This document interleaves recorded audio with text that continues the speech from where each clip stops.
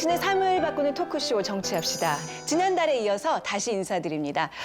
지난달 22일에는요. 우리 유시민 이사장님과 우리 홍준표 대표님을 모시고 정치합시다 특집편을 방송을 해드렸는데 대한민국 정치를 말한다라는 주제로 광장 정치 또 대통령의 국정 운영 평가 또 총선 전망에 대한 전반적인 이야기를 나눠봤습니다. 지역구는 왜 됩니까? 안 그런 거 신경 안 써. 신경 안 쓰면 어떻게 해요? 근데 정치는 이제 두 종류가 있죠. 하나는 직업으로 하는 정치가 있고 또 하나는 생활로 하는 정치가 있고. 시작부터 요설로 시작하면. 요설 또 나오나요? 저보고 툭하면 요설한다고 그러시는데요. 사실 제가 인품이 좋아서 참고 있는 거지 내가 옳다고 생각하는 거 못지않게 네. 그보다 더 중요하게 시민들이 유권자들이 원하는 것을 이루어주는 게 정치구나. 보수는 분열. 네. 소위 속칭 진보는 부패. 뭐 부패했어요? 부패지. 뭐 부패해요? 문재인 정권이 잘하는 게 딱 한 가지 있다고. 쇼. 진지 안 하시다니까. 2020년 내년에 치러질 선거. 우선 구도는 지금 현 야권이 좀 불리한 것 같아요. 인물도 지금 야권이 좀 불리해요. 보수가 대통합을 추진을 하고 있지만은 결국 안 되더라도 나는 국민들이 선거를 통해서 통합해버릴 수도 있다. 국회 오시니까 좀 떠나오신 지 되셨잖아요. 어떤 느낌이 드세요? 지금은 더 경직이 됐어요. 크게 다르지 않은 것 같아요. 저희는 뭐 나름 잘 됐다. 사람들의 반응도 좋다. 이렇게 평가를 하고 있는데 나름 다른 분들은 어떻게 방송 보셨는지요? 네. 방송 봤는데 네. 이거 홍준표 네. 대표를 너무 띄워주시는 것 같아가지고 그렇죠. 편파였죠. 예, 진짜로요? 많이 홍준표 대표로서는 좋아하실 만한데 보니까 오히려 안 하시겠다고 그래가지고 저는 그 얘기 듣고 놀랐습니다. 아니 굉장히 방송 나가고 나서 홍 대표님의 팬층이 두터워졌어요. 그러니까 왜 굴러들어온 아니. 호박을 본인이 차셨는지 모르겠어요. 다시 어떻게 마음 바뀌시면 돌아오세요. 안 돼, 안 돼. 안 돼, 안 돼. 한 번 떠난 사람을 잡지 않는 걸로. 네. 네, 혹시 보셨어요? 봤습니다. 네네. 저는 보면서 두 분 참 정치 잘하신다. 정치라는 게 대화와 타협이라고 들었거든요. 네. 근데 한 분은 웃으시면서 막말하시고 한 분은 웃으시면서 카운터 날리시고 네. 두 분이서 웃으시면서 난타전을 막 하시더라고요. 네네. 참 정치 참 잘하신다. 많이 느꼈습니다, 저는. 보셨어요? 저도 봤는데 이게 참 요즘 이게 융합의 시대라 그러지만 네. 아주 묘한 그 위치를 갖는 프로더라고요. 그러니까 네네. 뭐 토론도 아니고 예능도 아닌 것이 시사도 아니고 뭐 아주 애매한 애매한. 그 속에서 근데 두 분이 호흡이 정말 잘 맞아서 그러니까 제가 보기에는 이게 극과 극이 통한다는 게 이런 경우를 두고 하는 거 아닌가 하는 생각이 듭니다. 지금 칭찬이신 거죠? 막 정체를 모르겠다 이게 아니라 저도 융합의 전략. 융합의 디스죠. 왜냐하면 극과 극은 통한다든지 이런 말 속에 우리 박 교수님이 평소에 저에 대해서 가지고 계실지도 모를 네. 라이벌 의식이랄까 이런 것들이 이제 살짝 표출된 거죠. 이념적으로 극과 극이라는 게 아니고 네네. 그 캐릭터가 네. 상당히 이게 다르잖아요, 두 분이. 아니, 근데 두 분은 예전에 방송을 같이 많이 하셨잖아요. 근데 네. 이렇게 뭐 궁합이라든지 이런 거는 어떠신지. 아니 저는 바깥에서 듣기에는 궁합이 좋다고 들었는데 본인은 그렇게 안 생각하실지 모르죠. 이사장님은. 그렇게 생각하려고 그랬는데 이제 그만두고 나서 네. 딴 방송에 나오셔가지고 유시민 내가 보기에는 정치를 할 것 같더라 이런 식의 아주 고단히 디스를 막 하셔가지고 고단히 디스. 예, 제가 좀 삐졌어요. 아니 오늘 주제가 정치합시다인데 정치하셔야죠. 정치할 사람은 정치하셔야지. 그 얘기 제일 예민하게 받아들이시는데, 오, 찌릿찌릿 벌써 이 근데 재밌는 저는 대결구도가. 정치는 굉장히 저는 좋은 의미로 씁니다. 그래서 네네. 정치를 네. 하셔야 될 분은 정치해야 된다 이렇게 생각합니다. 자, 앞으로 정치에 대한 다양한 지식을 나누는 지식다방 그리고 여론조사를 토대로 총선을 앞둔 그 각 지역의 민심을 분석하는 민심포차 이렇게 두 가지의 코너로 저희가 이제 매달 인사를 드리겠습니다. 자, 먼저 지식다방에서는요. 오늘 유시민 이사장님, 박형준 교수님 그리고 허진모 작가님 그리고 장부승 교수님과 함께 본격적으로 얘기 나눠볼 텐데요. 자, 정치가 무엇이고 또 정치가 우리의 삶을 어떻게 변화시키는지에 대한 얘기로 시작을 해보겠습니다. 자, 정치란 무엇일까요? 라고 막연하게 이렇게 던지면 다들 대답을 안 하실 테니까 자 먼저 우리가 정치하면 어떤 게 가장 먼저 떠오르나요? 지금 우리 이 프로 제목이 정치합시다인데 이게 동사잖아요. 근데 보통 정치합시다, 정치하자 이 동사로는 잘 안 써요. 정치라는 말은 명사로만 주로 쓰죠. 그러니까 우리 정치가 어떻다, 정치가 이렇게 돼야 된다, 정치가 뭐 이렇다 저렇다라는 식으로 쓰니까 그게 왜냐하면 정치는 항상 우리한테 대상이거든요. 네. 쫙 멀리 있는 거지. 내가 직접 하는 정치, 우리가 이 정치 안에서 뭘 한다, 내가 정치를 하는 나의 능동적인 그 행위의 대상이 행위가 아니라 거기에 대해서 말하고 뭐 비판하고 뭔가를 원하는 대상에 머무르는 경우가 많거든요. 굉장히 이 고상하게 말씀하셨는데 사실은 정치 이렇게 하면 첫 번째 떠오르는 인상은 사실 부정적인 이미지가 먼저 떠오르죠. 맞습니다. 국민들이 보통 우리가 이제 우리 국민들 사이에서도 처음 보는 사람에 대한 신뢰도가 10점 만점에 한 4점 돼요. 근데 이제 덴마크 같은 경우 처음 보는 사람들에 대한 신뢰도가 한 7점 됩니다. 그러니까 우리나라가 처음 보는 사람에 대한 신뢰도가 높은 게 아닌데 국회의원에 대한 신뢰도가 2.4예요. 그러니까 이제 처음 보는 사람보다 국회의원에 대한 신뢰도가 낮아요. 절반이네요. 네, 그러니까 이 정치하는 사람 하면은 우리나라에서는 되게 권모술수, 네네. 뭐 그다음에 뭔가 이렇게 자기 권력을 잡기 위해서 네.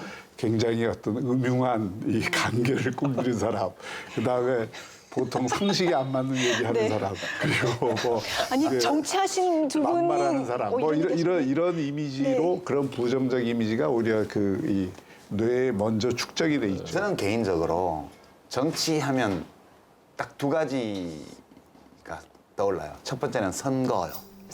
선거. 두 번째는 집회. 선거는 정치를 직업으로 하는 사람들이 가장 두드러지게 하는 활동이고요.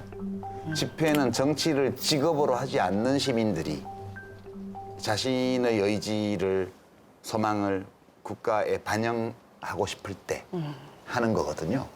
그 두 개가 제일 저한테는 팍 떠오르고. 사실 정치는 보이지 않는 개념이잖아요. 그렇죠. 뭘로 실감하느냐에 좀 달려 있는데 아마 백성들은 정말 일반 백성들은 정치인을 보면서 이 정치를 실감하지 않나 저는 생각이 듭니다. 그래서 저는 어렸을 때부터 정치하면 변신이 떠올랐어요. 변신의 귀재들이다. 정치는 예, 그런 변신. 의미인가요? 그렇죠. 굽신굽신하다가 갑자기 목이 뻣뻣해지는 거죠. 그 유인원에서 이렇게 막 이게 호모, 사피엔스로 사피엔스로 네. 가는 모습이 이게 정치인의 모습이 아닌가. 그 사이에 조류로 한번 변하게 가죠. 철새가 한번 하면 빗속에는 막 새타령이 막 떠오르기도 하고 굉장히 공감각적인 이미지를 갖고 있습니다. 작정을 하고 나오셨네요. 그런데 앞으로 아주 신인 유망주가 아, 유망주 같았어요. 예, 진짜. 울보를 가지 않는 또 그런데 저는 요즘 시대에만 네. 사실은 이 민초들이 그런 이미지를 갖고 있나 이런 생각을 했었는데 사실은 한 2000 몇백 년 전에도 네. 그런 기록이 있어요. 그 리비우스의 그 로마사에 보면 정치인들이 유세를 할 때는 너무 굽신굽신. 네. 정말 최고의 권력자들이 평민한테 그렇게 겸손하고 네. 그렇게 정말 입에 단소리를 하는데 네. 당선이 딱 되고 나면 싹 바꾸는 모습이 나와요. 변신. 예. 그러니까 예나 지금이나 정치인들은 똑같나? 변신 좀 했으면 좋겠는데. 변신이라는 표현도 이제 그런 소설도 있죠. 네, 카프카의 카프카의 소설에. 변신. 거기는 이제 인간이 벌레가 된 거죠, 갑자기. 네. 저는 이제 실제 정치 한 10년 정도 이렇게 해봤는데, 제가 해보고 내린 결론은 그거였어요. 직업으로 정치를 한다는 것은 때로 짐승이 되는 수모를 감수하는 일이에요. 네. 예, 때로 자기 자신이 짐승처럼 느껴지는 순간들, 이걸 견뎌야 정치를 해요. 근데 왜 짐승이 되는 수모를 감수하냐 하면 성인의 고귀함을 이루고 싶어서 감수하는 거예요. 그러니까 이 정치인의 일상은 너무 피루해요. 네. 때로는 그 자기의 하루가 굉장히 수치스럽다는 그런 감정을 느끼면서도 원래 거기 뛰어들었던 성인의 고귀함이라고 표현하는 그 목표, 그것을 이루기 위해서 그걸 견뎌 나가는 거거든요. 그러니까 아무래도 많은 시민들은 이제 정치인을 통해서 정치의 모습을 볼 텐데 그런 의미에서 그 시민들이 도대체 정치에 대해서 어떤 생각을 할지 좀 그 얘기를 나눠보도록 하겠습니다. 자, 영국의 그 개방대학에서 영국 시민들을 대상으로 재미있는 인터뷰를 했는데요. 정치라는 말을 들으면 무엇이 떠오르느냐? 정치가 중요하다고 생각하느냐? 당신은 정치에 관여를 하고 있냐? 그런데 돌아온 대답이 대부분 사람들이 정치를 싫어하면서도 정치는 중요하다고 했고 그럼에도 불구하고 자기는 정치에 관여하기가 싫다라는 굉장히 모순적인 대답을 내놨습니다. 자, 그렇다면 우리는 어떨까요? 자, 정치합시다 이 제작진이요. 같은 질문으로 거리에 나가서 시민들에게 물어봤습니다.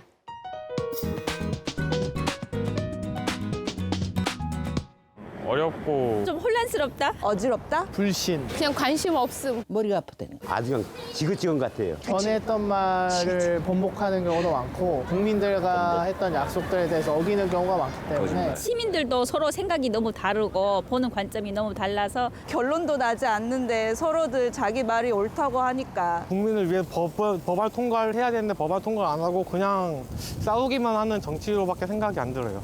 서로의 밥그릇 싸움만 하는 것 같아서 너무 안타까워요. 현실에 반영되지 않는 것 같아요. 정치가. 좋은 것보단 나쁜 게 더 기억에 남는 것 같아요.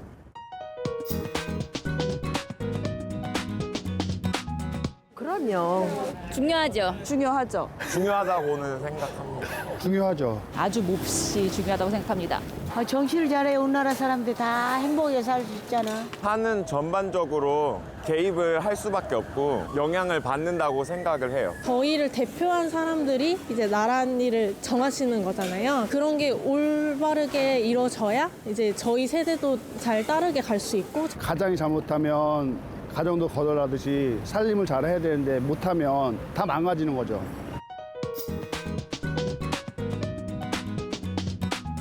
아니, 난 전체 그런 건 관심도 없고요. 강연 안 하고 뉴스는 보지. 이 나이에 무슨 정치를 참여하겠어. 없죠. 당은 들어간 것도 없고 겉으로 외향적으로는 표현하는 방법은 없어요. 저는 정치에 관여하는 일은 없고 국민의 한 사람으로서 관심은 많이 가지고 있습니다. 우리가 뭐 투표할 때는 정치에 관여한다는 생각이 드는데 그 이외의 것은 투표할 때 한 번으로 끝나는 것 같아요. 선거로서도 관여를 많이 하고 있고 신문으로서도 정치를 많이 보고 있어요. 관심을 가지고. 그래서 그 관심이 아무래도 관여가 아닐까. 혁명 때 아이들이랑 같이 가고 어떤 때 가끔 그런 거 뉴스 보면 친구들하고 이야기할 때 있어요. 광화문에 나가볼까 하는 마음 가진 적 있어요. 청원 이렇게 하는 것 정도? 이번에 좀 많이 했던 것 같아요. 민식이법이나 아이들 관련으로.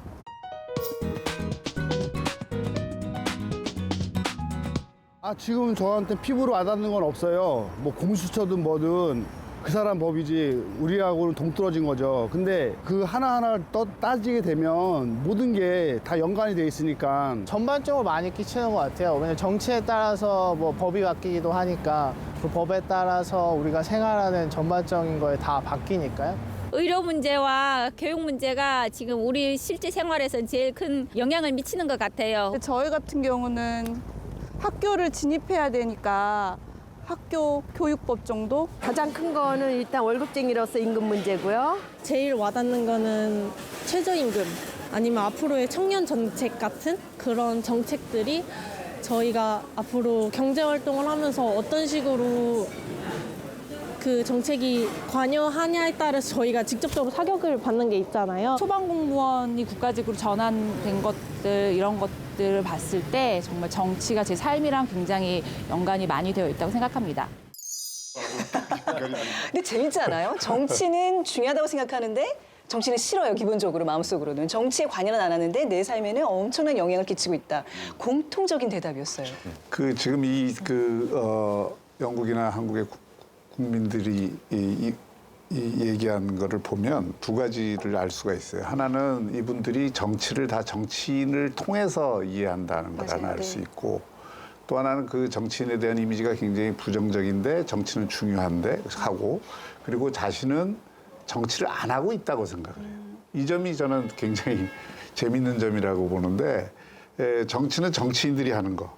나는 정치를 별로 안 하고 있어. 정치에 별로 관여를 안 하고 있어. 이렇게 생각을 하는데 사실은 정치는 정치인들 많이 하는 것은 아니죠. 그러니까 영국도 이제 의회민주주의 또는 대의민주주의를 하고 있는 나라고, 우리 한국도 대의민주주의를 하고 있는 나라고. 어느 나라 가서 물어봐도요, 정치인에 대한 신뢰도가 모든 사회 집단의 신뢰도 중에서 맨 하위에 있어요. 네, 다. 보셨다시피. 예. 예. 그 모르는 사람보다 정치인을 더 안 믿는 게 우리나라만의 현상은 아니에요.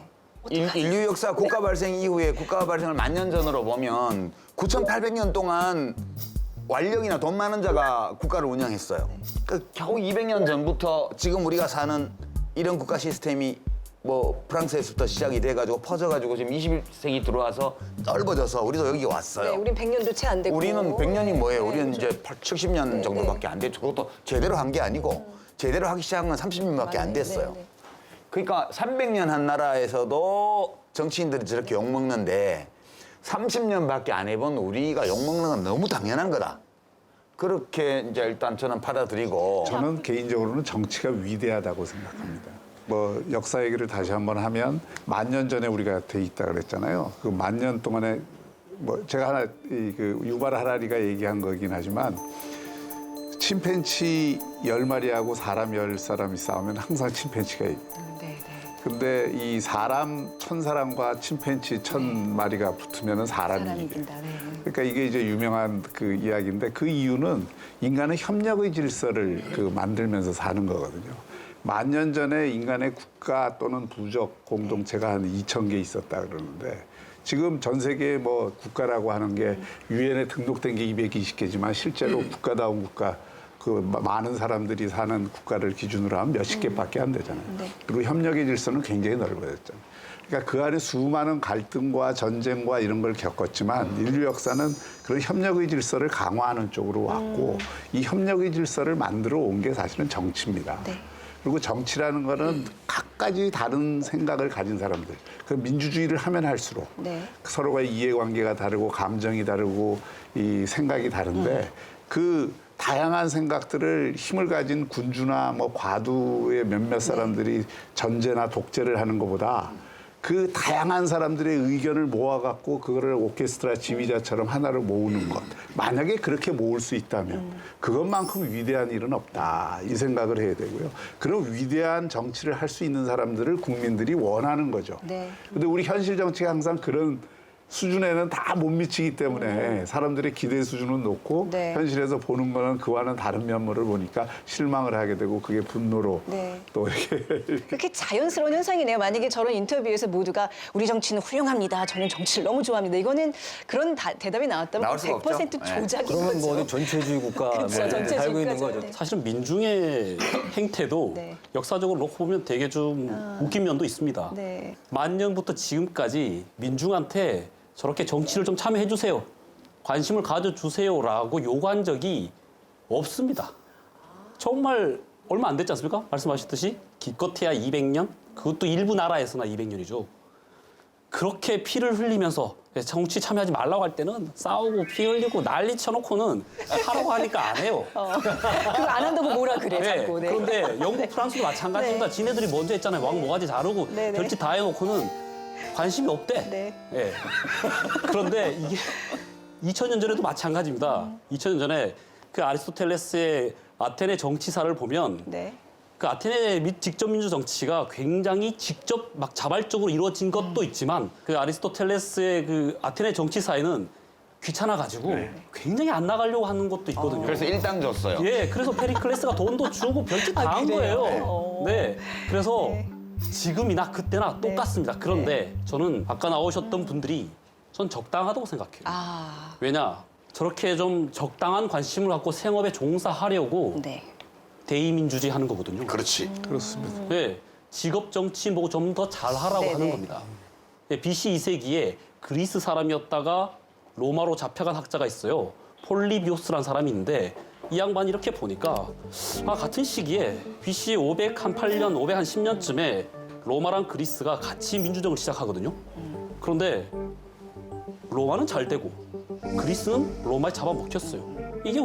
이게 원인이 뭔가 이렇게 봤더니 직접 민주주의 이게 너무 하겠다고 덤벼들면 중우 정치 엉망이 되어버리고 로마처럼 적당하게 대의 민주주의를 하니 요게 잘 되니 아, 나라가 성하는구나. 아, 그래서 그 사람이 이렇게 얘기를 해요. 민중은 선출하고 엘리트는 결정한다. 이거 완벽하다. 지금 우리 이 상황에서 이렇게 보면 저도 동의해요. 적당한 정도의 관심. 유권자들은 대의민주주의 체제에서는 적당한 정도의 관심과 그다음에 정확한 하고 중요한 정보를 파악하려는 노력과 그에 입각해서 자기의 이해관계와 자기가 지니고 있는 도덕관념에 비추어서 좀 더 좋은 결정을 하려는 이제 적극적인 자세 네. 이런 정도가 시민들에게는 필요한데 근데 이제 정말 우리나라가 그런 상황에 있냐 네. 그러면 저는 그렇지는 않다고 보고요. 정치인들에게만 책임이 있는 것은 아니라고 봐요. 그거 누가 뽑았어요? 다 시민들이 뽑은 거잖아요. 그러니까 이런 얘기를 정치할 때는 진짜 못했는데 네, 이제 자신 있게. 진짜 자신 있게 네. 해요. 공감하게. 네. 아리스토텔레스의 말 중에 그래서 제가 참 이건 옳은 말이라고 느끼는 것 중에 하나가 시민들 각자가 더 현명할수록 그리고 그 더 현명한 시민들이 더 많이 더 적극적으로 정치에 참여할수록 네. 국가는 훌륭해진다. 아. 그 말이 저는 정말 좋아요. 조금 더 거슬러 올라가 보겠습니다. 정치의 어떤 어원, 기원을 좀 얘기해 볼까 하는데요. 허 작가님, 네. 정치라는 단어가 도대체 어디서 나온 건가요? 그 동양에서 정치는 이제 정과 치가 합쳐진 단어죠. 네. 정자는 이미 갑골 문자에서 발견이 됩니다. 은나라 시대죠. 그러니까 지금으로부터 한 3,500년에서 한 3,200년 정도로 보는데 발을 정자에다 옆에 이 몽둥이를 든 모습이래요. 그래군요. 침복자가. 네. 그러니까 힘으로서라도 바르게 하는 게 그 당시의 정치였던 거죠. 그러니까 다스리다가 맞는 거죠. 예. 그리고 치자는 좀 늦게 만들어집니다. 그 주나라의 그 근문에서 발견이 되는데 그 물이 들어가 있으니까 네. 물을 다스리는 거죠. 아주 좋게 해석을 하면 백성의 좀 복지에 좀 신경을 썼나? 네, 싶은 생각이 듭니다. 근데 이 두 단어가 만나서 처음 문헌상 나타나는 것은 서경입니다. 사서삼경의 서경, 예, 상서. 예, 거기에 도흡정치, 태균, 생민. 도의 흡족한 다스림이 있으면 네. 백성의 삶을 윤택하게 만든다. 정치의 이제 기원, 뭐 이제 어원부터 시작해서 많은 형태의 우리 인류사의 이제 정치 형태들을 쭉 얘기해 오셨는데 어찌 보면 이 질문에 대한 마무리 질문일 수 있을 것 같아요. 크게 큰 흐름을 봤을 때 우리 정치는 어떤 식으로 진화하고 있다고 보시는지요? 저는 그 정치의 진화를 저는 어떻게 생각을 하냐면 권력이 어떤 주체로 갔느냐라는 그 그러니까요. 방향을 갖고 저는 이 정치 체제 진화, 정치의 진화를 저는 말할 수 있다고 생각합니다. 인류는 크게 봤을 때 권력의 두 국면을 맞아요. 전반부는 왕에게로 권력을 모아주는 과정이고 후반부는 왕으로부터 권력을 빼앗는 과정이라고 생각합니다. 전반부는 우리나라 역사를 여기다 좀 대입을 하자면 전반부로서 완성된 것이 고대 왕국이고 후반부로서 완성된 것이 근대 민주국가죠. 그런데 국가나 문자가 이 후반부에 다 만들어져요. 그러니까 왕한테 권력이 그러니까 절대자가 생기고 난 이후에 국가 체제가 만들어지고 특히 또 문자는 훨씬 더 뒤에 만들어집니다. 그러다 보니 우리가 역사로 남아있는 거 있죠. 우리가 보는 사기, 춘추, 그 앞에 서경, 서양의 그 히스토리아나 뭐 펠로폰네소스 전쟁사라든가 아니면 그 앞에 일리아드, 오디세이 그리고 뭐 그리스 신화 같은 건 봐도 왕정이 그냥 아주 상식이에요. 왕은 그냥 존재해 있습니다. 상수값이고 디폴트 값이에요. 예. 그러다 보니 역사에 남아있는 정치의 진화는 왕으로부터 민중으로 권력이 이렇게 회수해서 민중한테 전해주는 것이 예, 정치의 진화인 겁니다. 역사가 말하는. 네. 이사장님 지금 인정하고 계세요. 허 작가님이 지금 말씀을. 그럴 텐데 왜냐하면 네네. 처음에 국가가 없었잖아요. 네네. 그 조그만 공동체들이 생겨났다가 그게 거대한 제국으로 통합돼 가요. 그런데 그 거대한 제국의 권력은 1인과 혹은 소수 집단에만 집중이 됐다가 그러면 지난 몇백 년 동안에 이 권한이 분산되고 다시 분산되는 과정. 이 권력자도 다수의 대중이 선출하는 식으로 가고 있으니까 어떻게 보면 이렇게 모였다가 다시 흩어지는 과정으로 이건 되게 참신한 시각인데요. 제가 한 번도 못 들어봤는데 우선 그 진단에 동의해요. 우리 허 작가가 왜 민주주의가 대세가 됐냐.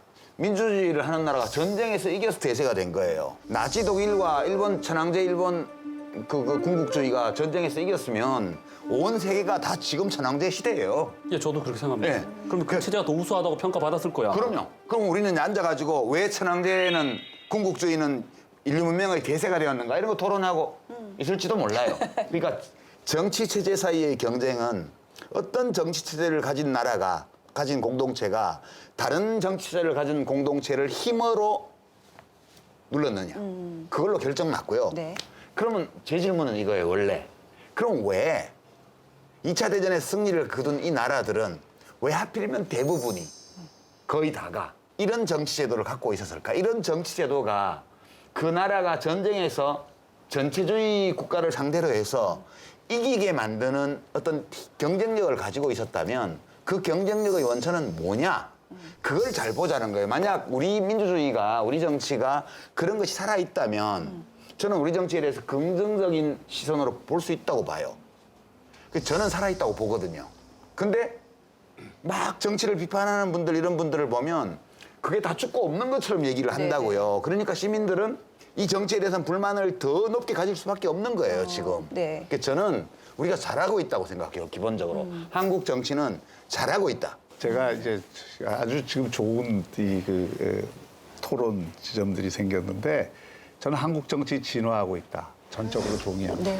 그 진화라고 하는 것은 그 진화 속에서 불순물이나 또는 뭐 이런 그 경쟁이나 적대나 이런 것들이 없는 게 아니고 그 속에서 그걸 겪으면서 진화하는 거예요. 그리고 우리 이 한국 정치의 진화가 보편적 어떤 문명사적인 그 경로와 함께 가고 있느냐 안 가고 있느냐의 면에서도 저는 함께 가고 있다 이렇게 생각합니다. 지금 21세기 이 시점에서 무엇이 보편적인 어떤 정치 체제의 그래도 진화의 길이냐라고 했을 때 저는 그것을 자유주의와 민주주의와 공화주의라고 하는 이 세 가지 기본 축을 갖는 정치 이념이 어떤 형태로도 그 체제는 상당히 다양할 수 있지만 그 세 가지의 정신을 잃지 않는 정치 체제로 진화해 갈 것이다. 저는 그렇게 생각합니다. 네. 근데 사람들이 그 촛불에 나오기 직전에 어떤 우리 정치의 모습은 민주주의의 퇴보가 아닌가 해서 그 근심을 가지고 나왔던 사람들이잖아요. 그 이전에 어떤 모습은 어떻게 민주주의가 진화되고 있다고 볼 수 있을까요, 교수님? 지금 그 87년 이후만 얘기하는데 대한민국의 헌정 체제나 정치 질서는 48년부터 생긴 겁니다. 그리고 48년에는 미국식 민주주의를 자유민주주의를 이식한 것이고 그러나 그 기초가 없었으면 63년 체제도 87년 체제도 없었습니다.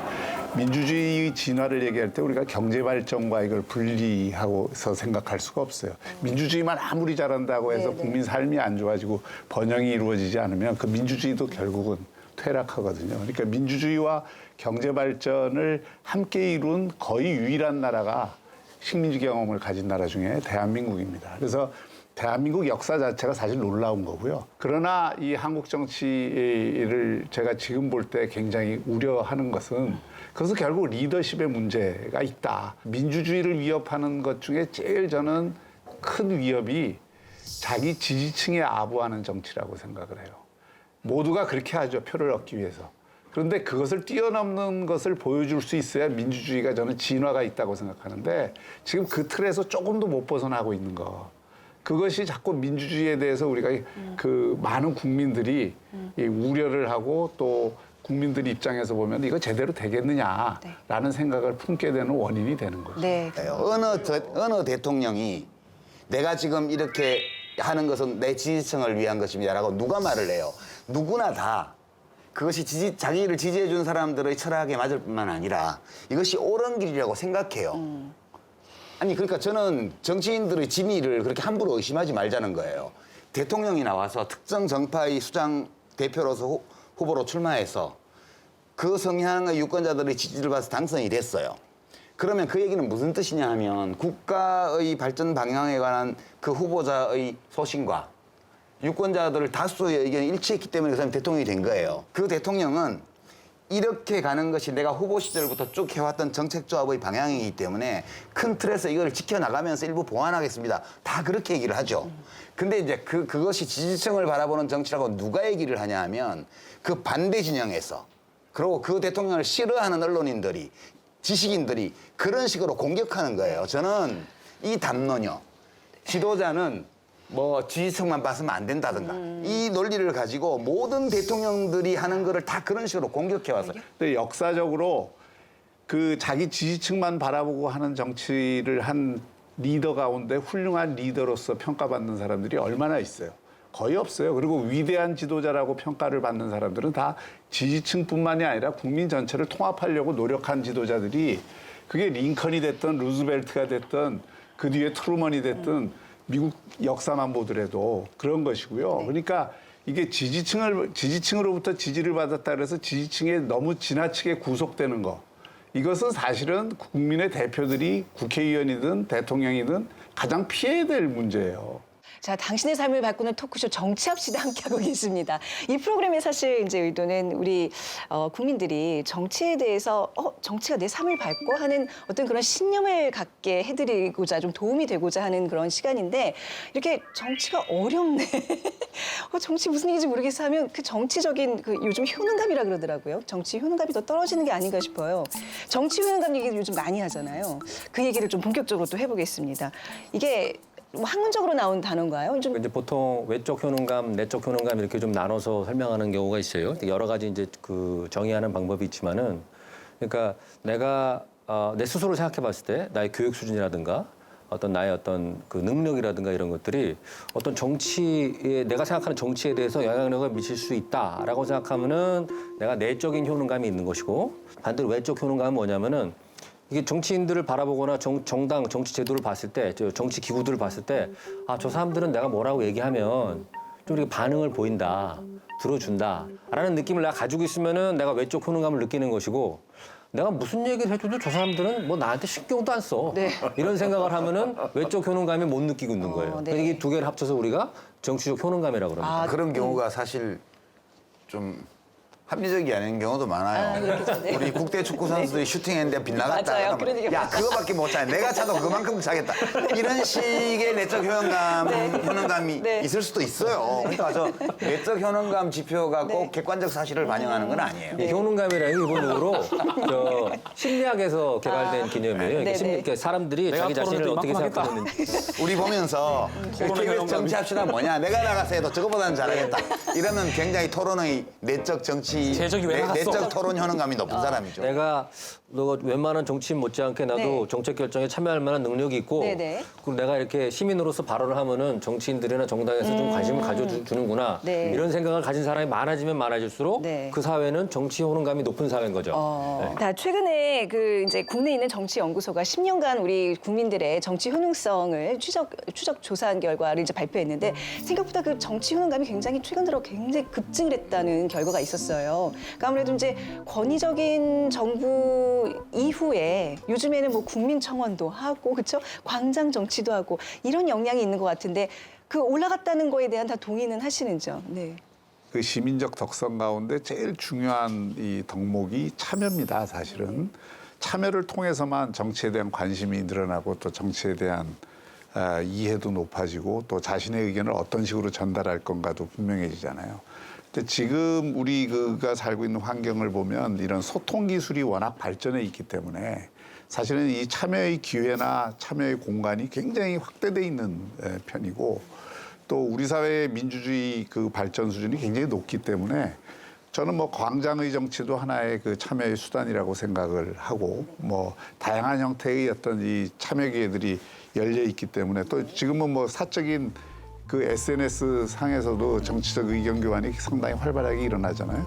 그런 면에서는 정치적 효능감이 전반적으로 저는 확산될 거라고 봅니다. 정치 효능감 수치를 조금 구체적으로 보면요. 최고치를 기록한 2016년의 조사 결과가 굉장히 흥미롭습니다. 그러니까 6월에 29%였던 정치 효능감이 12월에 가서 53%로 치솟았습니다. 그러니까 조사가 시작된 2011년 이래 최고치를 보인 거죠. 근데 반대로 2014년 10월에 16%대로 최저를 기록했어요. 이때 무슨 일이 있었던 거죠? 세월호를 보면서 우리 많은 국민들이 네. 어떤 좌절감이라든가 네. 어떤 그 절망감, 네. 이제 우리 실제 정책이라든가 국가가 운영되는 방식에 아무것도 할 수가 없고 이런 그 비참한 현실을 맞이할 수밖에 없는구나 라는 그 느낌 그런 것들이 이제 정치 호능감에 반영됐다고 볼 수가 있겠죠. 사실은 이제 2016년 말부터 2017년 초까지 있었던 대통령 탄핵 사태가 매우 흥미로운 사건인데요. 그거 되게 재밌게 봤어요, 저는. 어떤 면에서 재밌었냐 하면 시민들이 광장으로 몰려 나와서 구호를 외치는데 기존의 제도를 파괴하거나 또는 제도 자체의 변경을 요구하는 그런 시위가 아니었고요. 진짜 법대로 하라는 거였어요. 헌법에 국회의 대통령 탄핵권이 있었기 때문에 국회 앞에 몰려와서 탄핵을 하라고 요구를 했어요. 네.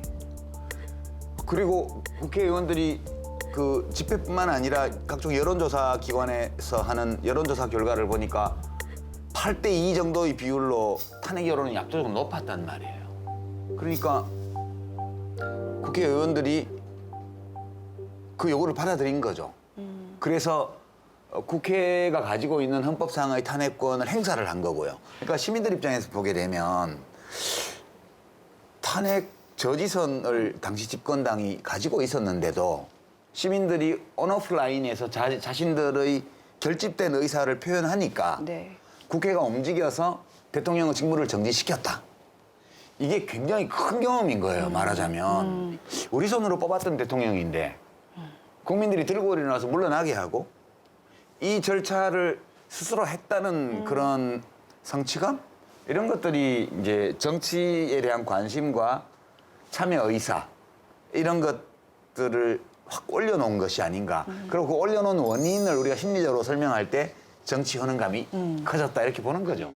자, 정치 효능감은 2016년에서 17년 촛불 집회 참여자와 비참여자 사이에 확연한 차이를 드러냅니다.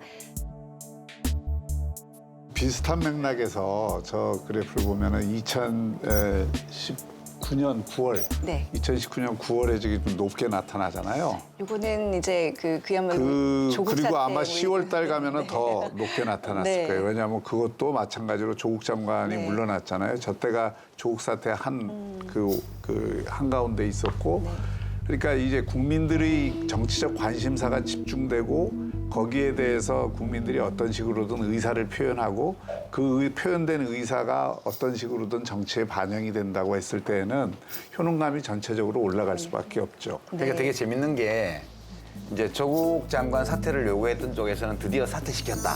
역시 집회를 하고 시위를 하고 온라인에서 막 그 의지 표출을 하니까 결국 못 버티고 물러나는구나 이런 성취감이 있을 수 있고요. 이제 박 교수님 말씀처럼 좀 지금 더 올라갔을 수도 있겠다 생각이 드는 건 추미애 장관을 이제 대통령이 지금 지명을 했는데 아직 뭐 임명장을 준 건 아니지만 임명장은 좀 더 시간이 걸리겠죠. 네네. 그렇지만 그 조국 사퇴를 반대했던 사람 입장에서 보게 되면 우리가 계속 그 언론 보도가 그렇게 일방적으로 조국 씨에게 불리하게 진행되는 와중에도 그래도 물러나면 안 된다는 의견을 40% 선을 지키면서 계속 여론전을 했는데 집회도 하고 그러니까 어찌 보면 더 센 사람을 이제 임명한 거는 네. 결국 검찰개혁, 사법개혁에 대한 우리의 요구를 대통령이 받아들인 거 아니냐. 이런 류의 정반대되는 효능감을 또 가졌을 수도 네네네. 있어요. 이 통계를 볼 때요. 네. 이제 중요한 게 뭐냐면은 정치 호능감이 높은 것이 꼭 절대선은 아니에요. 왜냐하면 그 정치 호능감의 질, 어떠한 퀄리티를 가지고 있는 정치 호능감인지가 되게 중요하거든요. 근데 지금 우리 이 통계조사 결과를 봤을 때 정치 호능감이 급격하게 상승하는 시기가 대규모 시위 집회의 시기와 정확하게 일치하고 있거든요. 네. 그럼 뭐냐면은 지금 우리 국민이 느끼고 있는 정치적 효능감의 경로가 시위 집회라는 얘기예요. 그렇네요. 안정적인 정치제도, 네. 안정적인 민주정치를 만들 수 있는 기반이 상당히 좀 취약한 겁니다. 실제로 이제 나와 내 주변의 삶을 바꾸기 위해서 거리로 나서는 사람들, 또 이제 목소리를 내고 있는 사람들이 굉장히 많잖아요. 저희 제작진이 또 만나봤습니다. 영상으로 보시죠. 저도 원래는 정치라고 하면 모든 걸 갖춘 사람들끼리의 모임이라고 생각했었는데 이번 일을 겪고 나서는 그 대단한 사람들을 움직이는 게 국민이고 그래서 더 국민이 움직여야 하는 게 정치구나. 국민이 움직여야 국회가 움직이는구나 라는 걸 좀 체감했던 경험이었던 것 같아요. 윤창호법의 이전의 국회는 저한테는 문제의 온상의 느낌이었지만 윤창호법 이후에는 그 국회라는 공간이 저한테는 희망의 공간으로 남았어요. 바뀌었으니까. 엄마 아빠 빼고는 모두가 정치를 하고 있었습니다. 이 국회라는 곳에서는 양육자들에 대한 관심도 없고 어린이들에 대한 관심도 없구나. 그 사람들한테 어떤 우리가 무슨 생각을 하고 있는지 양육자로서 엄마 아빠들이 무슨 생각을 하고 있는지 말을 하지 않으면 아무도 모르는구나라는 거를 알았고요. 정치를 혐오하는 거는 누구나 할 수 있지만 정치를 바르게 하는 건 또 누구나 할 수 있다고 생각을 합니다. 사람이 한 사람 모이고 두 사람 모이고 세 사람 모이면 많은 일들을 또 할 수가 있더라고요. 저는 아이가 이제 6살인데요. 정치를 꼭 배웠으면 좋겠어요. 반값등록금 운동은 저는 참 운이 좋았다고 생각을 하는데 그 이전부터 꽤 오랜 기간 동안 물가 상승률보다 더 높은 수치로 등록금 계속 올라왔기 때문에 많은 사람들이 거기에 대해서 좀 문제의식을 갖고 있었고 그런 것들이 반값등록금 운동이 계기가 돼서 여론이 만들어지게 된 거죠. 각자 자기가 몸담고 있는 그 자리에서 문제의식을 갖고 있는 것들 그리고 다른 사람들의 의견들이 비슷한 생각을 가지고 있는 사람이 많다면 그런 것들을 모아내고 바꿔보는 그런 경험을 하는 것들이 장기적으로나 어떠한 활동을 하는 개인에게 있어서도 다 좀 더 유효한 방법이 아닌가 그렇게 생각을 합니다. 많은 사람의 공통된 문제의식을 모아내는 일이 굉장히 중요하다고 생각을 해요. 네, 지금 보신 것처럼 생각보다 생활 밀착형의 의제들이 우리 국민들을 또 청년들을 정치 영역으로 끌어오고 있는 것 같아요. 그러면서 그게 의사가 이렇게 반영이 됐을 때, 의견이 반영이 됐을 때 정치 효능감이 높아지고요. 그렇죠? 어떻게 보셨는지. 그 자신이 원하는 네. 바를 네. 정치 과정에 반영시켜서 어떤 법을 만들어낸다거나 네. 법을 개정한다거나 하는 것들은 사실은 대단히 바람직하고 네. 이 민주정치의 이상에 부합하는 행동들이죠. 근데 이제 우리가 거기서 한 발짝 더 나가서 생각을 해보자면은 네. 저런 것들이 어떤 단회성, 일회성으로 끝나는 것이 아니라 좀 더 지속화될 필요가 있어요. 그리고 그것들이 어떤 개별 특수위기라든가 개별 사안에서만 끝나는 것이 아니라 좀 더 많은 영역에 있어서 많은 이슈, 의제에 있어서 확대가 되고 네. 그것이 이제 우리 공동체 전체의 관점에서 이것이 어떤 의미를 가진 것인지도 한번 생각해보는 그런 것들이 추가될 때 우리가 더 바람직한 그 어떤 정치 과정에 대한 참여 형태가 될 수 있다고 보는 거죠. 허지모 작가 어떻게 보셨어요? 그 참여라는 그 민주주의의 본질적인 면에서 봤을 때는 네. 굉장히 바람직한 일이 거라고 생각을 합니다. 네. 그런데 저거는 직업 정치인이 잘못하고 있다는 것을 나와서 호소하는 거죠. 그 정치인들이 대의민주주의가 제대로 돌아가지 않고 있음을 네네. 전부 다 나와서 지금 경종을 울리는 겁니다.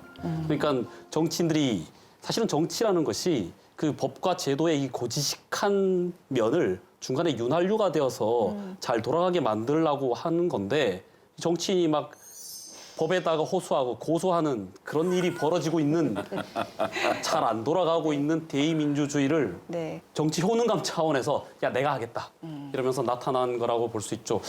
좋으면서도 다른 한편으로는 좀 어두운 면이 있는 그런 것이 아닌가 싶습니다. 제가 우리 오늘 허 작가 말씀에 대체로 다 동의하는 입장이었는데 이번에는 반만 동의해야 될까.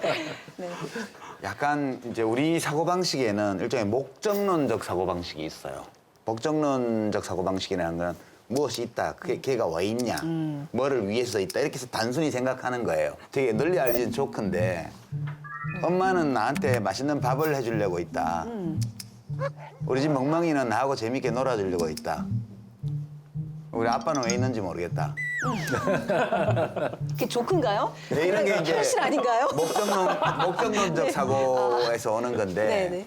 이제 어떤 대상이 존재하고 있을 때 그 대상이 무엇을 위해 존재하고 있는가를 살피고 그리고 걔가 그 자기의 존재 목적을 잘 안 하고 있으면 막 욕을 하는 네. 이제 이런 게 하나의 사고 패턴이고요. 정치는 이래야 된다라는 것을 설정해 놓고 현실의 정치를 그거하고 계속 비교하면서 이걸 고쳐야 돼, 저걸 고쳐야 돼. 이거는 의미가 별로 없다는 거예요. 우리가 정치인들에게 착 두루 민중의 삶을 살핀 다음에 올바른 철학에 입각해서 아 이건 중요한 문제야. 단 한 사람의 시민이 고통을 받고 있더라도 내가 나서서 이걸 해결해야 돼. 이런 정치인을 기대하면 꽝이에요. 그런 정치인 없어요. 있으면 좋지만. 그러면 실제 정치인은 어떠냐? 누가 찾아와서 이런 문제가 있다고 얘기해주고 거기에 자기가 이해를 하고 그리고 자꾸 연락하고 하기 싫은데 힘들 것 같고 잘 안 될 것 같은데 그래도 내가 해놓은 말도 있고 참 딱하기도 하고 나도 마음이 아프니까 해야지. 이게 일반적인 현실의 정치인의 모습이에요. 네, 그럼에도 불구하고 정치인의 전형적인 상이 어떤 상이어야 되는가에 대한 숙의는 필요한 거예요. 네. 왜냐하면 현실의 그 정치인들은 다 그런 모습들이지만 그런 모습들을 그 어디까지 인정해야 될 거냐, 또 어디까지가 바람직하냐 하는 논의는 목적론과 관계없이 우리가 계속 논의를 할 필요가 있는 거고. 그래서 가급적이면 선거를 할 때 그나마 나은, 그러니까 그나마 나은, 그보다는 나은 정치인들을 뽑으려고 노력을 해야 되고 탁월함이라는 게 한꺼번에 주어지는 게 아니라 그런 과정을 통해서 차근차근 이 확보되는 거다. 사실 우리가 정치인을 판단할 수 있고 저기 칭찬하고 벌줄 수 있는 가장 좋은 방법은 투표잖아요. 그러니까 정치 효능감이 높아질수록 투표율이 높아지고 또 반대로 내가 뽑은 사람이 자꾸 당선되면 또 정치 효능감이 높아지고 이 투표율과 정치 효능감은 굉장히 밀접한 관계가 있는 것 같아요. 지금 20대 투표율이 나오고 있는데요. 네, 그러니까 과거 정치에서 소외돼 있다고 생각했던 20대 청년들이 굉장히 그 전에는 뭐 낮은 투표율로 이제 연결이 됐었어요. 그런데 청년층에서 반값 등록금 운동 요구가 거셌던 2010년, 그렇죠? 그리고 2011년 이후에는 20대 투표율이 큰 폭으로 상승을 합니다. 아마 그 반값 등록금 시위가 20대들에겐 굉장히 큰 계기가 된 것 같아요. 뭐 촛불, 뭐 시위 이런 거 이상으로 말이죠. 네. 그런데 우리가 이제 여론조사를 읽을 때 조심해야 되는 게 저 효과가 분명히 있을 거예요. 그런 거 못지않게 저는 최근에 이 투표율이 젊은 층에 높아진 것은 이 선거 투표, 사전 투표제도와 같은 그런 어떤 제도의 도입이 그 청년들에게 이 투표할 기회를 많이 준 거, 이것도 굉장히 큰 영향을 미쳤다고 보고요. 그러니까 모든 것들이 이렇게 보완돼서 가는 거지. 그리고 지금은 특히 저는 이 SNS를 포함해서 옛날에는 예를 들어서 연예 기사만 보던 사람들도 지금은 정치 기사도 곁들여 보게 되거든요. 또 그게 서로 또 연결되기도 하고. 그러니까 그 정치적 관심을 확대시키는 여러 가지 어떤 사회적 환경 또는 정치적 환경이 만들어지고 있다는 것으로 봐야죠. 어떤 한 사건의 으로 이렇게 표출된 거라기보다. 사실은 과거 우리나라 20대들이 정치 참여 잘 안 하고 투표 안 했던 이유 중에 하나는 정치 호능감 그런 것도 있지만은 또 하나는 뭐냐면 20대를 하나의 집단 정체성으로 묶어낼 만한 효과적인 전략 이슈들이 많이 없었어요. 근데 이제 그런 것들이 이제 생겨나고 거기에 대해서 20대 우리 유권자들이 부응하는 거거든요. 그게 사실은 저렇게 높아진 투표율로 작용하고 있다고 볼 수도 있는 거죠. 근자에 들어서 온라인상에서도 뚜렷이 나타나거든요. 그게 그 청년들이 많이 출입하는 이제 사이트나 게시판에 이런 데 보면 예전보다 훨씬 더 자연스럽게 정치나 정책과 관련된 얘기들이 오르내리고 이제 그렇게 되고 있고요. 또 대학생들 사이에서도 이제 정당에 참여하거나 이런 것들을 예전처럼 그렇게 이상한 행동으로 여기지 않는 분위기도 좀 많이 있다고 그러고요. 이제 그런 게 돼야 우리 박 교수님 말씀하신 것처럼 그 청년 시절부터 정당에 참여를 할 수 있죠. 이번에 그 뭐 8개월짜리 비례대표 승계한 그 더불어민주당의 그 젊은 여성 의원 얘기를 들어보니까 20살 때 처음으로 자기 동네에 있는 그 민주당 지구당 사무실을 찾아가서 내가 뭐 할 수 있는 게 없을까요? 그렇게 물어본 게 출발이었다 그랬까. 그 역맞는 얘기인데 좋은 것 같아요. 그 정당이나 정당 그 외곽 조직들이 하는 정치 아카데미 이게 생각보다 굉장히 잘 돼요. 그리고 실제로 거기에 그 참여해서 정치 학습을 하려고 하는 굉장히 그 광범한 잠재적 그 인구들이 있습니다. 그리고 그것을 정당이 잘만 그런 청년 인재들을 육성을 해서 이 충원할 수 있는 통로만 만들어주면 네. 얼마든지 그 청년 정치인들이 나올 수 있죠. 그 어찌됐건 정치를 좀 배울 필요가 있다라는 그럼요. 거죠. 네. 정치가 잘 되려면 정치를 제대로 배우고 아는 사람이 많을수록 잘 되는 것은 굉장히 좀 당연한 일이 아닌가 싶습니다. 그래서 우리가 이거 하는 거 아니에요? 그렇죠. 제작 의도를 아까부터 정확하게 파악하고 계시더라고요. 오 작가께서. 처음부터 끝까지 혼자 제작 의도를 제일 잘 봐요. 정치합시다. 아, 역시 방송 끝나무예요. 프로그램의 화신이 되시고. 그러니까요. 저도 자꾸 그리스 얘기 꺼냈으면 죄송한데 그 정치를 기술이라고 그랬거든요. 테크네라고 네. 배우면 더 잘할 수 있는 것이 기술이다. 배워서 더 잘하지 못하는 게 뭐 있겠어요? 아 그렇죠. 도둑질도 네, 배우면 네. 잘못 배우면 큰일 나는 것들이 많죠. 타고난 것이 아니라 네, 네. 그러니까 아리스토텔레스의 그 폴리티카나 뭐 니코마코스 윤리학에서도 직업적으로 정치를 하는 사람들에 대한 교육이 굉장히 강조된 거죠. 네, 그래서 드골도 그랬습니다. 정치는 기술이고 봉사지 네. 이용해 먹는 게 아니라고. 이제 정말 마무리할 시간이 다 됐는데 우리가 그동안 정치에 대해서 오해하고 있었던 부분들 또 정치에 대해서 좀 이해가 부족했던 부분들이 오늘 많았다는 생각을 해봅니다. 뭐 그래서 더더욱 아까 우리 시민들의 얘기들처럼 정치하면 막 지긋지긋해하면서 고개를 절레절레 흔드는 분들도 계신 것 싶은데 자 그래서 마지막으로 좀 여쭐게요. 우리가 정치를 제대로 안다는 거는 어떤 의미일까요? 내가 말하는 정치가 어떤 것인지를 자기 스스로 한번 자문해 볼 필요가 있고 나는 정치에 왜 관심을 가지는가 생각해 볼 필요가 있어요. 예를 들어서 정치를 어떤 그 공동체의 지도자의 관점에서 보는 사람과 정치를 나의 어떤 개별적인 이익을 실현시키기 위한 투쟁의 과정으로 보는 사람이 같이 앉아서 정치에 대해서 아무리 대화를 해도 결론이 안 날 겁니다. 맞아요. 왜냐하면 둘은 같은 단어 정치라는 말을 쓰고 있지만 사실은 완전히 다른 걸 얘기하고 있는 거기 때문에 그렇거든요. 그렇기 때문에 이 프로가 전 대단히 네. 그 의미 있다고 생각이 되는 게 바로 그런 어떤 모순된 정치에 대한 인식들을 한번 좀 이렇게 채로 쳐가지고 좀 분별을 해볼 필요가 있어요. 요즘 세상에 정치를 안다는 것은 저는 이렇게 생각합니다. 절차의 지루함을 이해하는 것. 아, 네네. 요즘은 정말 정치는 대화하고 타협인데 다 큰 어른을 어떻게 설득시키겠습니까? 그러니까 한쪽은 분명히 양보를 해야 되고 한쪽은 좀 심하면 신념을 꺾어야 될지도 몰라요. 네. 그러니까 매일 논쟁이 일어나고 그 시간이 굉장히 긴데 그걸 바라보는 민초들한테는 굉장히 지루할 수 있다는 거죠. 혹시 저희 프로그램도 지루했다는 뜻에서 하시는 얘기 아닙니까? 오늘 정치. 아닙니다. 저는 눈이 하얘가지고 아, 지금 그래요? 그 괜찮았어요? 앞에 누가 앉아 있는지도 잘 안 보여요. 시간이 10분이 흘렀는지 1시간이 흘렀는지. 그 과정에 지루함도 견딜 수 있는 게 정치를 올바르게 이해하는 길이라고 말씀하셨습니다. 저는 백성으로서 그렇게 생각을 합니다. 정치는 이성과 야심 그리고 이상과 욕망의 결합체예요. 그러니까 이 말씀을 드리는 거는 정치는 그 속성상 권력투쟁이에요. 그래서 이 투쟁의 양상으로 드러나는 그런 측면에 대해서 너그럽게 봐주시라는 거예요. 그거를 너그럽게 받아들여 주셔야 그 욕망이 중심이 된 이 권력투쟁의 그 아수라장 그 아래에서 펼쳐지고 있는 이상 사이의 경쟁을 이해할 수 있거든요.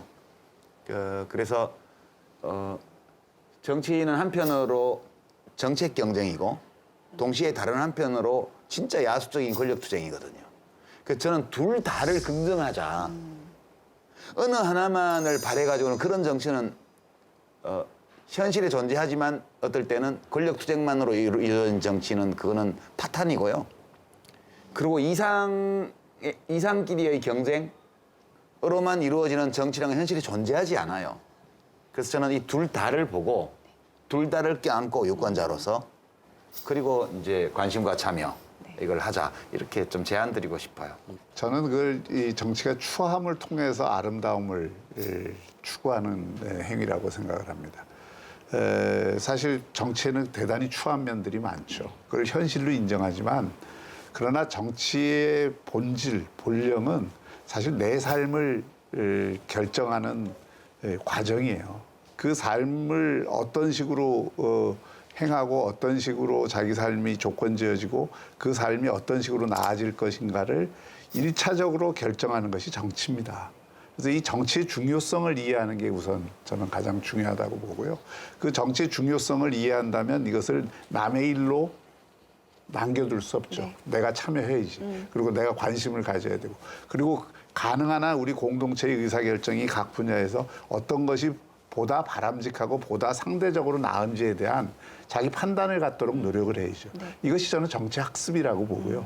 그러니까 정치를 안다는 거는 세상을 안다는 얘기하고 똑같은 일이고 정치를 행한다라는 것은 내가 이 공동체와 어떻게 조화롭게 살 수 있는가 하는 것을 이해해가는 과정이라고 생각해요. 그래서 결국 정치는 그렇기 때문에 내 삶이 일부가 될 수밖에 없고 또 어떤 면에서는 삶의 상당 부분이 정치적인 삶일 수밖에 없다 이렇게 생각합니다. 연말에 친구들 이제 지인들 모임, 회사 모임 굉장히 많잖아요. 송년회 하느라고.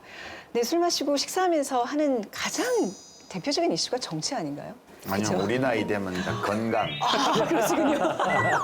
애들 대학 가는 거. 애들 그래요. 우리는 이제 이미 그럼에도 불구하고 요즘은 정치 얘기를 많이 해요. 하잖아요, 정치 얘기. 네, 왜 많이 하냐면은 나라에 대한 걱정들이 많기 맞아요. 때문에 그렇습니다. 근데 이제 그 정치 우리 얘기들이 친구들은 얘기 안 하던데 그냥 골프 얘기하고 그건 이사장님 때문에 안 하시는 거 아니에요? 건강진단 얘기하고 네. 이사장님 막는 거 아니에요? 아니에요. 나라에 대한 걱정이 나에 대한 걱정이기도 하거든요. 그러니까 약간 그래서 그 정치의 어떤 그 소재들이 약간 뒷담화? 누구에 대한 비난, 비판 이런 게 좀 주를 이루는데 좀 연말에 진짜 어떤 자리에서 정치 얘기가 나오면 좀 이렇게 품이 있는 얘기들 그러니까 나누시면 알겠다. 네. 우리 박형준 교수님이 자주 만나시는 분들은 나라 걱정을 많이 하시는구나. 네. 제가 자주 어울리는 친구들은 건강 걱정. 네, 주로 건강 걱정을 하죠. 지몸 걱정하는 거. 예. 자녀 진로 걱정. 네. 그런 차이가 있는 것 같아요. 네, 이렇게 다 다르네요. 자, 오늘 말씀 아주 감사합니다. 변화는 내가 내딛는 한 걸음 아주 작은 것에서부터 시작하더라는 그 시민의 말씀을 좀 마음에 담고 오늘 이 시간 마무리하겠습니다. 자, 1부 지식다방 코너는 여기서 인사드리고요. 자, 그리고 시청자 여러분은 어디 멀리 가지 마시고요. 2부 민심포차에서 또 함께하겠습니다. 고맙습니다. 네. 부장님 밥 줄 거예요.